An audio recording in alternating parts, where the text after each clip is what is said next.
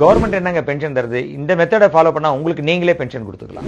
SWP systematic withdrawal plan, ஒரு SIP மாதிரி இது ஒரு பிளான் உங்களுக்கு. இப்போ நீங்க ரிட்டையர் ஆயிட்டீங்க, தோராயமா 1 கோடி ரூபாய் உங்கள்கிட்ட பணம் இருக்கு அப்படின்னா அந்த 1 கோடியை நாங்க முதலீடு பண்ணி சிஸ்டமேட்டிக் வித்ட்ராவல் பண்ணா நம்மளால சந்தோஷமா வாழ முடியும். இதுக்கு ஒரு சின்ன எக்ஸாம்பிள் பண்ணலாம். ஒரு 15 வருஷம் பின்னோக்கி போகலாம்.